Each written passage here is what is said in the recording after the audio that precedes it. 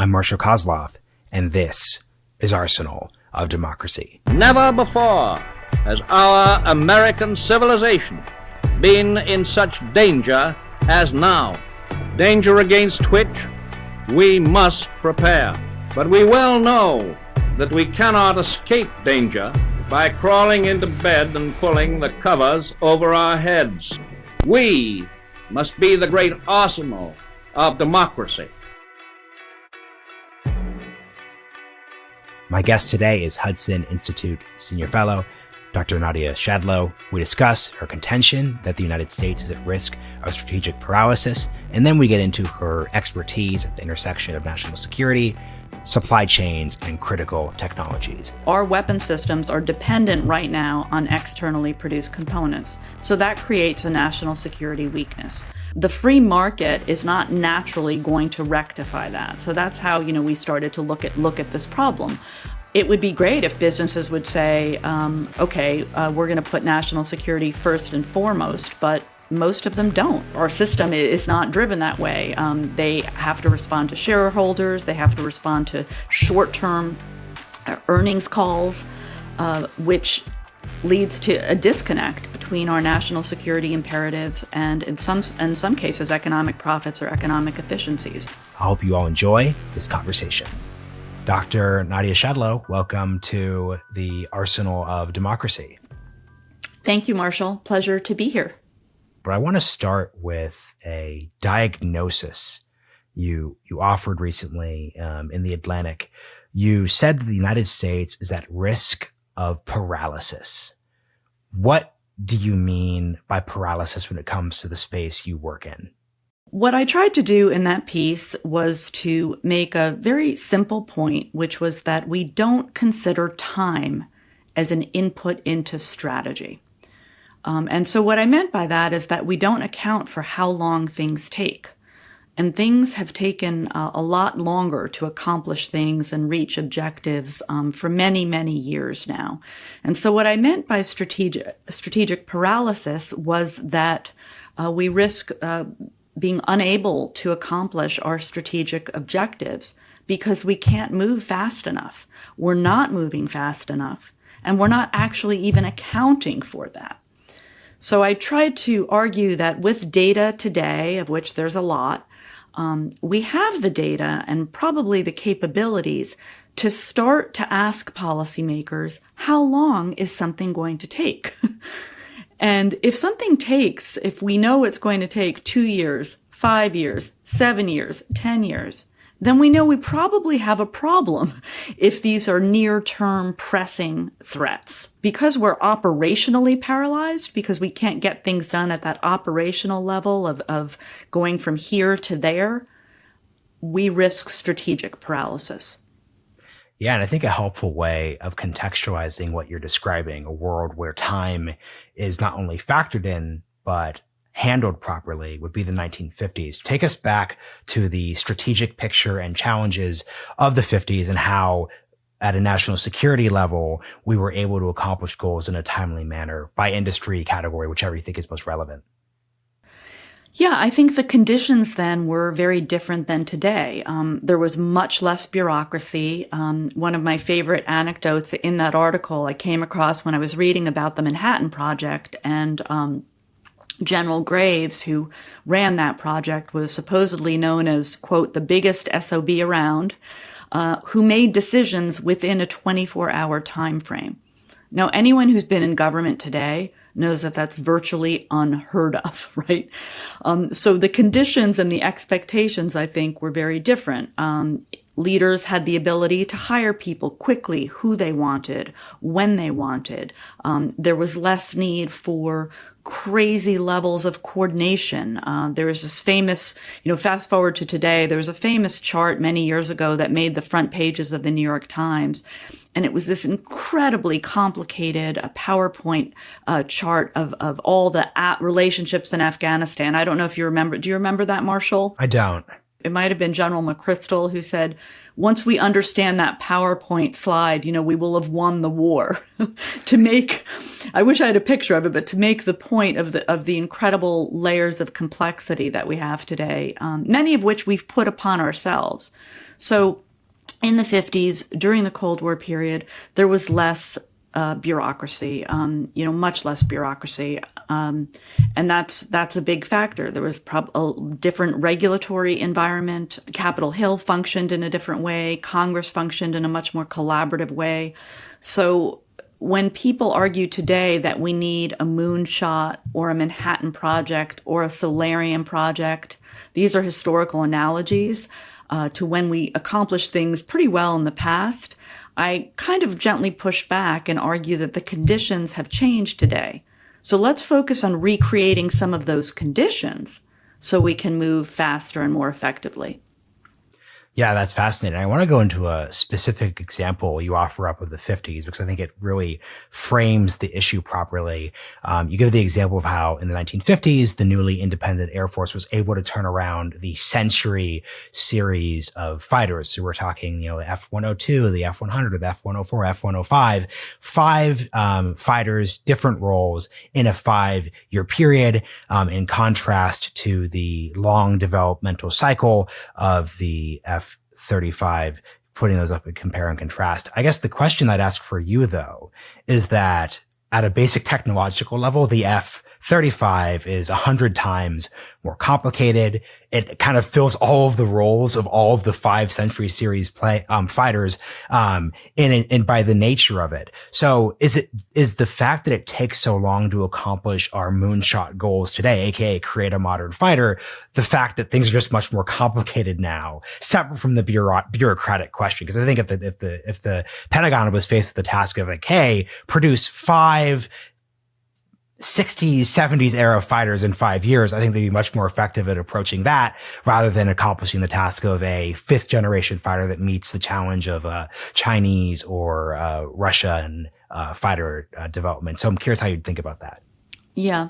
Well, I learned about that actually from Will Roper, who I had the privilege of working with, many years ago when he was at the Pentagon. And he's a really smart guy and used that anecdote, that story in one of his speeches. And then I went back to look at that. So I wanted to note that.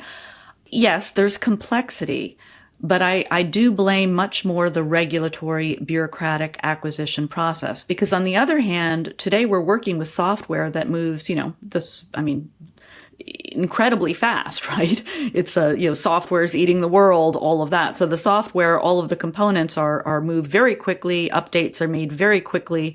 So it's more, I think, the procurement and acquisition process. Yes, these are more complicated systems, but we're also aided by technology in them. You have a lot of smart people who understand the systems, but it's their ability to get things done in a timely way that ends up being hampered. There are, hundreds of efforts at bureaucratic reform, at DoD acquisition and procurement reform, hundreds. And yet every year we have the next big effort at reform. I argue we need to stop and first identify what have been the obstacles to reform in the past, which is much harder. Every policymaker wants to come in and say, I have this great new idea. This is my idea. It's a new idea, and I want to implement it. Very few policymakers come in and say, I want to figure out why 20 years of efforts have failed, and then begin and figure out what you can get done after you figure that out. So if I'm ever in a policy position again, I would like to ask first, what have been obstacles to this in the past? Because it's probably not a bright, shiny new idea, right? It's probably not. It might be. But most often, I bet if you really look back, people are trying to kind of make that reform and have tried over the years. So I think we need to start by asking what prevented success in the past and not be partisan about it, right? Sometimes you just like to blame the previous administration for being stupid or ineffective, as opposed to actually looking at some of the structural, regulatory, ongoing obstacles to the problem. As I'm thinking of your answer, I'm realizing that I kind of misstated the problem, and that the challenge today is not that we need to churn out 5 new fighters in a 5-year period. The point you're really making here is that during the 1950s, you had specific challenges and they were able to be completed in that timely manner. So it's not you sort of compare the F-35 with the Century series in the way I framed it. So I guess the real question would be, if the task we're trying to work through today is not how do we come up with 5 new fighters, what are the broad tasks that we are trying to accomplish, especially coming from someone who worked on the 2017 national security strategy? How should we think of those big projects, those big tasks that we should be accomplishing? Oh, that's a big question.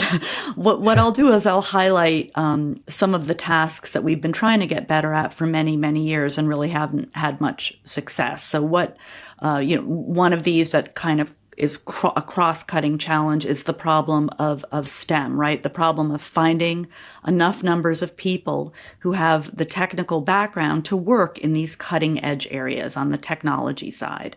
And if you go back, and I did, and look at President Obama's statements on STEM, and fast forward to every president since then, including the current president, President Biden, these statements are virtually identical, which again goes to my point of we have been talking about the same problem for a long, long time.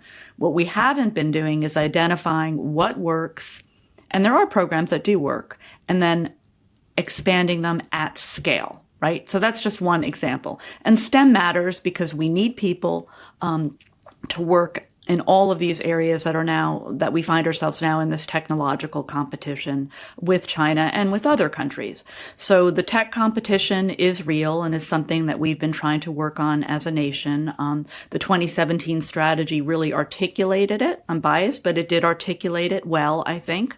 It linked technology to the nature of our political system. It linked technology to undergirding our military systems. So it's not just technology in and of itself.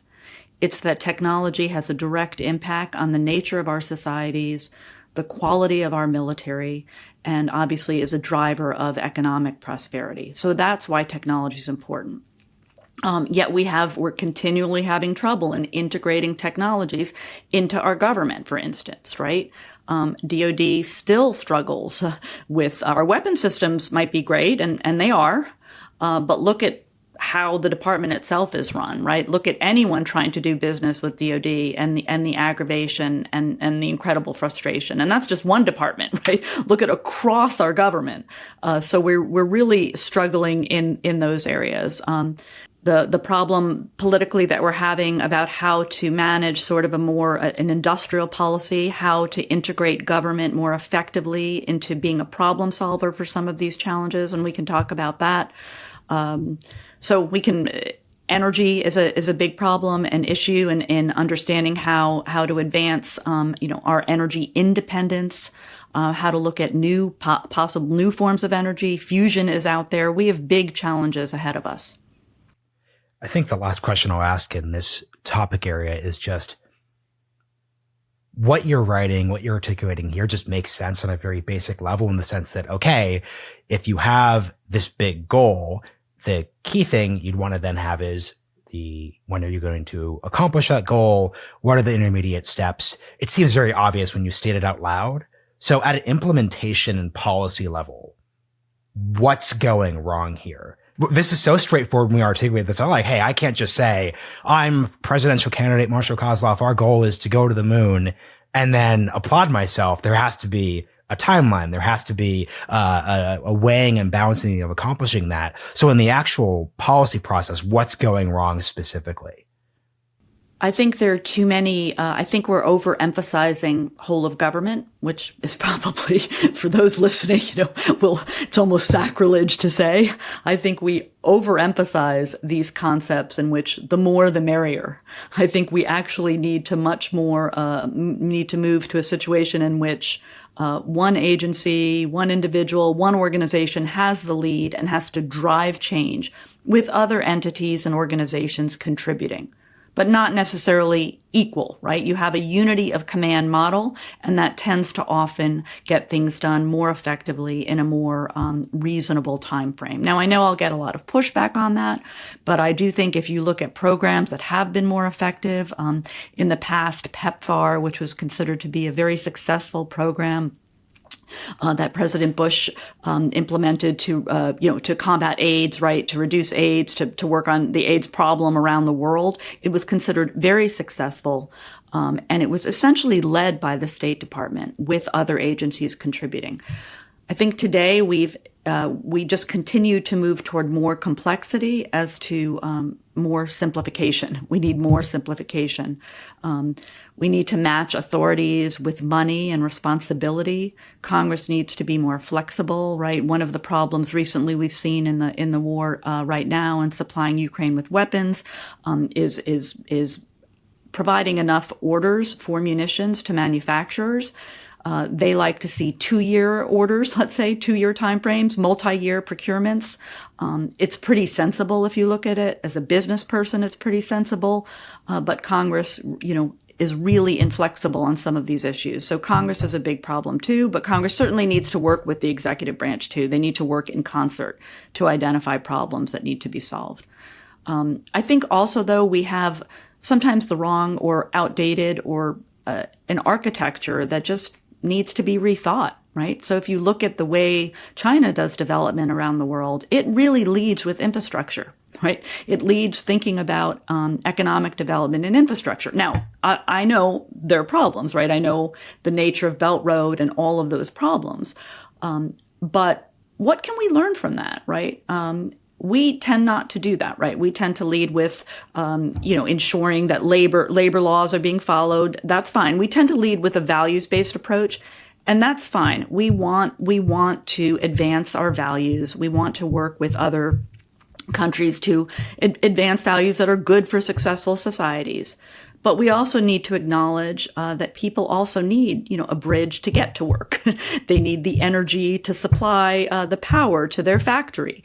So we need to also maybe rethink some of the ways that we've been doing things. And that's hard. And you need leadership to do that. Another strategic problem we're having is that we lack confidence in ourselves as a nation. And I had been thinking about kind of the sense of excitement and positiveness that existed during, the Marshall Plan years. I mean, there was a sense that we were rebuilding. It was difficult. A lot was being asked of everyone, and especially Americans. But there was a sense that we were building towards something good. Democracy, economic growth based on capitalism.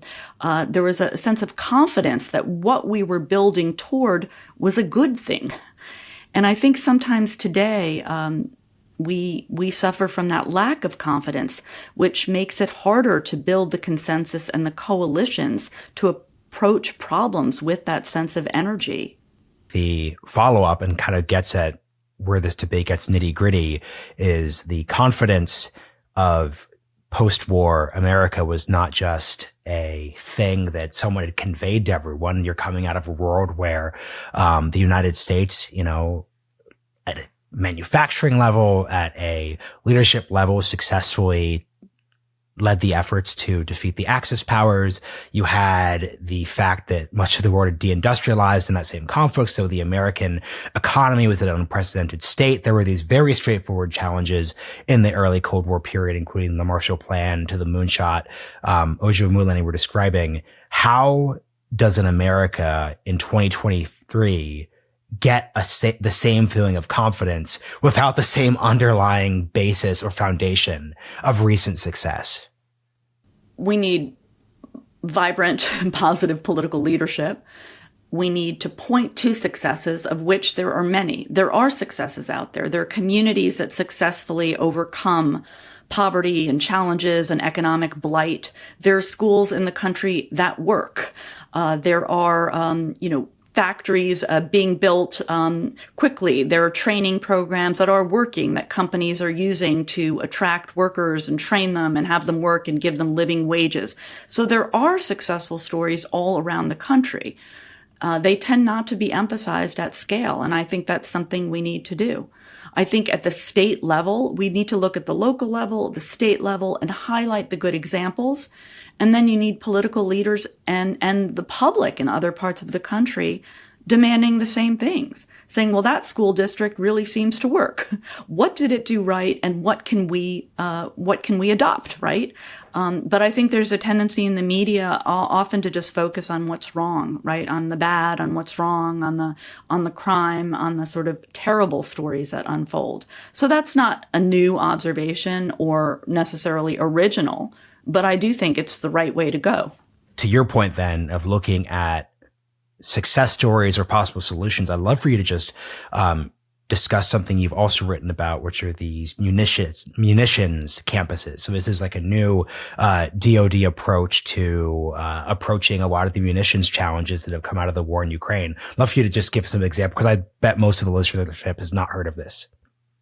I wrote specifically about energetics, which are the chemical compounds that go into munitions, right? They're the combinations of chemicals that make a munition lethal and accurate. So they're really important. And for many, many years, we kind of lost our edge in this area. We weren't everything from the sort of chemical engineers you needed to the factories and plants you needed. We let all of that atrophy for many reasons. And these are not dual use items, really. You really don't use energetics in a lot of other, commercial products, right? No one wants a munitions and energetics factory in their backyard. So this is an example where DoD really has to play a bigger role. So I recently wrote about an idea that I really like, because I think it's important to call out ideas that are good ideas in government as opposed to being critical all the time. And this is the campus idea, in which the Defense Department or the government helps to provide the capital for some of the really expensive components that are needed to test new products. It's not a new idea, right? We have national labs around the country, and they have really expensive pieces of equipment that companies, small companies, innovative companies can come and use, because not every company, most can't, build a particle accelerator, let's say, right? That's really expensive to build. But if you have access to one, an innovative company can come in and test their idea, their product in that. And in the same way, DoD can help create some of the capital-intensive testing facilities you need to regenerate parts of our energetics enterprise. And to me, that's a really good example of public-private partnership. The Defense Department helps to pay for some of the expensive components, but innovative, flexible, creative companies can come in, use those components, and figure out a faster way to market, to commercialize them. So that's the idea, essentially. And it exists for other areas too. The Defense Department is thinking about a campus for microelectronics. Some have pointed out you could use something similar to test a lot of components we need for space, for instance. So there are different sectors that this campus idea, could be applicable to. And it also builds on the idea of what, more and more people are recognizing, that you need to have manufacturing adjacent to the innovation and the R&D. And that's actually what creates innovation. The research, development, and the manufacturing together helps to drive innovation. I think that's a great turn into a lot of the work you're doing at Hudson, especially with the Hamilton Commission. I'd love for you just to introduce both the Commission's work and the broad frame that you're approaching these policy topics through. The first report came out in 2021, which looked at the battery supply chain. But the fundamental idea of the commission, it went back to Alexander Hamilton, who had written about the importance of a manufacturing base in the United States, of maintaining a manufacturing base and government's role in it. So this is an issue that has been around for quite some time, and that's where the name came from. We just thought we would take slices of the defense industrial base problem and look at parts of it in depth. Now, it's obviously a huge, incredibly complicated problem. We just focused initially on two areas: the battery supply chain problem, which is relevant to electrification, and other things that are dependent upon batteries. And the second was on energetics. I just mentioned that report.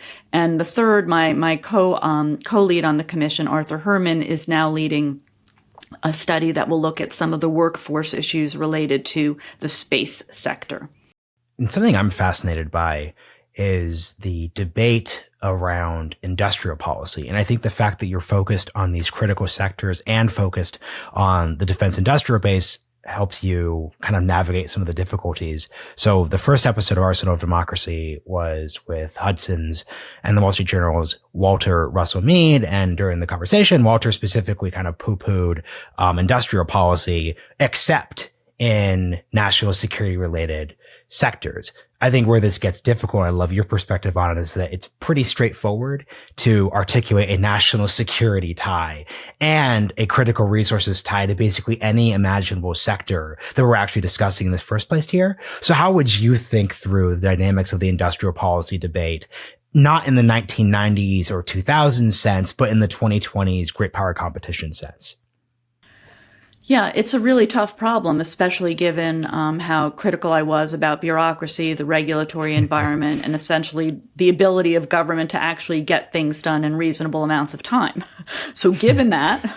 I'm glad we went in this order then. Yeah, I mean, I think that's a correct analysis. Given that, what do you do about how do you think about government's role in some of these big sectors and these problem areas where the market has failed in many ways, where globalization has led to supply chains in which we, don't know where our supplies are coming from, where we're in a situation now where we need to think about national security as a component and not just economic efficiencies. So the problem is real. I definitely share my colleague Walter's, skepticism.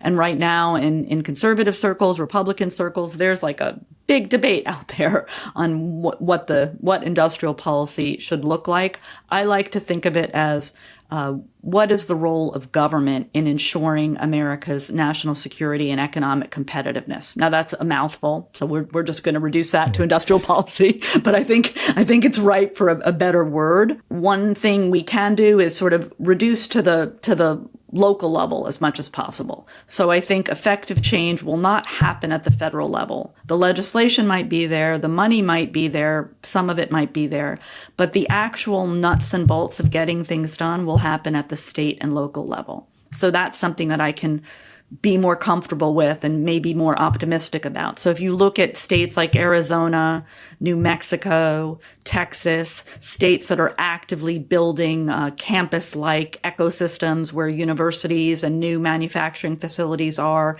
states are providing incentives, companies going in are working more, with local level governments as opposed to the federal government that just tends to be this big morass. So I think that's one way to look at it, and that's something that I'm interested in, identifying those successes. I think a lot remains to be seen with the CHIPS Act, right? I think it's something like $280 billion, depending on what you're counting. How much of it has been spent? This goes to my point earlier. Mm-hmm. We need to stop citing the passage of legislation as a policy outcome. That's not enough. The passage of the legislation is just the beginning.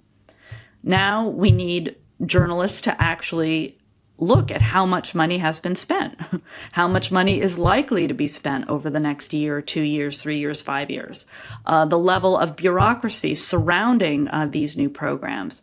So it's not enough. And I think sometimes, people can be very lazy about that. It's hard. I don't know where to find all of this information, but we need to start to work together to start to use those barometers of how much has been spent, how has it been spent, and is it being spent in the right way, in an effective way? I think something I'd love to double down on, though, is your comment about globalization and the free market's inability to deliver certain aspects of the innovation or the productive capacity in the categories we're describing, because I think something the conservative members of the audience would be a little confused on is just sort of one of this country's inherent abilities is the fact that it's free market oriented, right? Like it's, in the Soviet Union of the 1950s and 1960s and onwards is one where you have these top down, industrial conglomerates that are obviously run by the government. And that's in contrast to our more free market oriented system. So just explain what you mean by the free market failure in the 2020s context. Well, I'm not an economist and it sort of scares me to wade into this. So I'll speak about it really just with some national security examples. Efficiencies drove our investments drove the way the semiconductor industry looks today. It was much cheaper to produce key products abroad, right? Now we've found that actually we don't produce enough of those critical microelectronic components here in the United States. Most of the leading edge ones, so-called leading edge ones, are produced in Taiwan right now. TSMC, everyone knows. Most everyone knows that acronym. China as well for lesser, for different components. But our weapon systems are dependent right now on externally produced components. So that creates a national security weakness. The free market is not naturally going to rectify that. So that's how, we started to look at this problem. It would be great if businesses would say, okay, we're going to put national security first and foremost, but most of them don't. Most of them aren't driven that way. Our system is not driven that way. They have to respond to shareholders. They have to respond to short-term earnings calls, which leads to a disconnect between our national security imperatives and in some cases economic profits or economic efficiencies. So this is the dilemma that we're working now. The world, unfortunately, it's not a free market out there, right? I mean, I think a key part of the 2017 strategy was to describe unequivocally that the United States was being disadvantaged. My colleague, Liza Tobin, coined this great term called brute force economics, right? So the CCP is not operating under free market rules and hasn't been for quite some time. So the playing field is not level. And we have to figure out how to manage that. And that's why we've seen part of this, look at legislation, tax incentives. What do you need to do to bring supply chains back to the United States or back to allies and partners? And it's all happening because all of these other considerations are important as well. So I think a lot of listeners already know the top line of the supply chain challenge. Can you go a little deeper, though, to offer us a framework to understand the actual complexity of the issue? Yeah, I was thinking about how to take, what's a really complex problem and break it down into categories. And I think there are 4 categories of problems, and probably not one person or entity can look at all 4. But one is just understanding the globalization part of it or the intertwined nature of it, right? And where everything is spread out in the world. The second is and related to this is visibility, right? Where are the parts coming from? Ensuring that as a company, you know where your components are coming from. How do you get that visibility once you know that there's this intertwined supply chain? The third is accountability. Who's responsible for what? Who's responsible for understanding where things are coming from? Who's responsible for figuring out ways to maybe reduce your dependencies or mitigate your dependencies? So that's the accountability part. And the final part is mitigation. This is a term government uses sometimes, but what do you do about it as a company? What's in your control as a company, but what actually is out of your control and what has to be fixed by the broader ecosystem? So I was trying to sort of work through an acronym. It wasn't very good. IVAM, right? Intertwined, visibility, accountability, and mitigation. But I think it's a start in sort of breaking down the problems, even for a business, the way that they might think about it.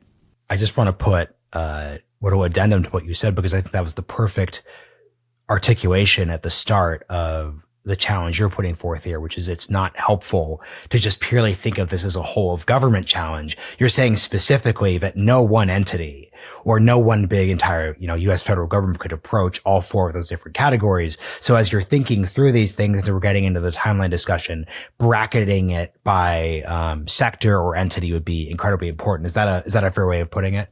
Yeah, I think anytime something is that complex, you have to break it down into an area that you can work on. I think a great closing question then that would tie together the themes of this conversation would be the type of person's interested in a podcast like this since 2020 and the early COVID period has heard we have these vulnerable supply chains. We have all these critical weaknesses. We need to balance, once again, the challenges of efficiency in the free market with the fact that we need to have a functioning economy during a period of pandemics and great power competition. Everyone knows these objectives. There have been big bills, to your point out, the CHIPS Act. What progress would you say has been made since 2020? And if we haven't achieved progress in the categories you're interested in, what are some timelines that you think would be helpful for policymakers to offer as the organizing principle, going back to the start of the conversation? Yeah. I was afraid that you would ask me for a concrete path to a solution. No. We're being very fair here. So for the solutions people, like how much progress has been made and what would be helpful timelines for them? Well, unfortunately, that's relatively easy to answer because not a lot of concrete progress has been made. Progress has been made, to give everyone credit working on these issues. Progress has been made in raising awareness of the issue.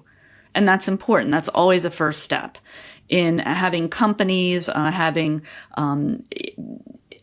companies that make a weapon system or a component of a platform ask, where are my parts coming from? So that's progress, and that's important. Mm-hmm. Progress has been made in companies now specializing in helping the government and other companies figure out where their supply chains are coming from, because that's very complicated, right? These components, where they're all over the world, and it's really amazing, the complexity of it. So there's software now, there are companies specializing in this. There's an effort now to understand the nature of the problem. But actual progress on bringing microelectronics production back to the United States is still in flux, right? We're seeing this happen now. It's moving toward there, but I don't know offhand, to be honest, what successes we've had so far. And that takes time. Everyone knows it takes a long time to build a fabrication facility, which is called a fab. It takes a long time to train up many of the same scientists and physicists that are needed to do some of these jobs. So all of that takes time. But I do think, to go back, you're right, to the beginning, Marshall, we do need to ask policymakers to give us an idea of the time it will take, and the regulatory environment, what needs to be reduced, essentially, right? What needs to be stripped away. We rarely have to add more to get something done. Today, I think we actually need to take some things away to get things done. But you're right. I think we need that spelled out. I had also written a piece about the Gantt chart, which is a manufacturing sort of tool from the 1900s, which is quite useful for today. There was an engineer named Henry Gantt, and all he did on the manufacturing floor was sort of figure out how long it would take to get something done, or figure out what needed to be done first as a foundation, which you would build upon for the next activity, and on and on. And today, they're used all over, especially by engineers. But we could think about many of the policy recommendations in that Gantt chart format.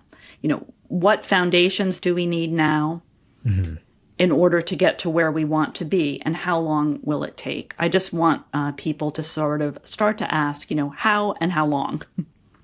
So even though I referenced the popular focus on the industrial base conversation, 2020 with COVID, and then 2022 with the munition side of things when it comes to the war in Ukraine, you obviously, when it came to the national security strategy, you've been focused on this topic in 2017, but I'm sure the timeline and the history of this issue goes even deeper.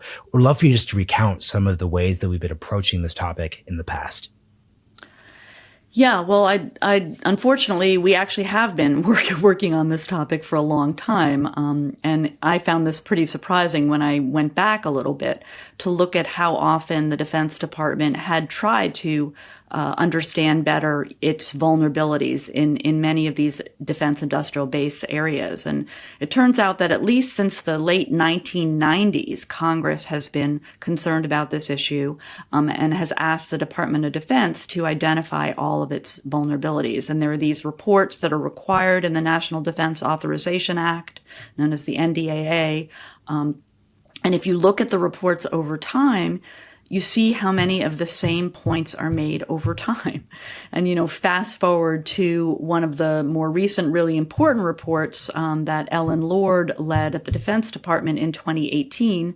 It's called the 13806 report. Sounds really boring, but it's actually There's really a theme here interesting when it comes to these study. titles. Yeah. We'll put that down in the lineup of what to read. And there's another recent one too in 2019 and subsequent ones. But the point is, for a long time we've been looking at these issues. and seeing the same problem sets appear over and over.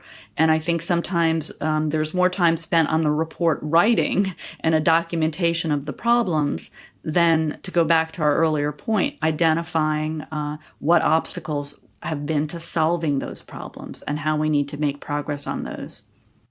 When to tie this again to an earlier point you made, the metrics for success cannot be this big report was written that we could then reference in future conversations, along with your point that we can't just say, well, $280 billion were spent, therefore achievement. Those are very, very, very intermediary steps.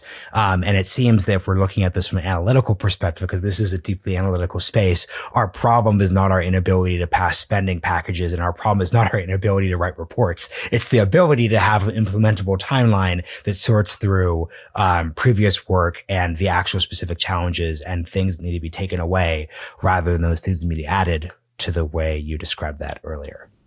Right. And we have the data to do that today, right? There's enormous amounts of data out there. They're brilliant engineers. There's AI. I believe that there's the capability to have much more transparency into these issues than we used to in the past. And that's important, because unless we actually achieve some successes along the way, and especially even on the domestic policy side, where you see many of these same problems of paralysis, we reduce confidence in our democracy. And that also gets to one of the themes we talked about. We want government that, can perform for the people, that can achieve the objectives it set forth. I mean, I don't want big government. I personally don't want big government. But when government is involved, at the very least, we want it to be much more efficient and effective than it is. And I think today we have the data, we have the ability to be more transparent about what's happening with our tax dollars and how long things are taking. Nadia, thank you so much for joining me on Arsenal of Democracy. Thank you so much, Marshall. It's a pleasure. Thanks for watching. Don't forget to hit subscribe below so you don't miss any episodes of Arsenal of Democracy. If you'd like to learn more about the topics covered on this episode, or just are interested in broader content on U.S. foreign and domestic policy, be sure to go to hudson.org. See you soon.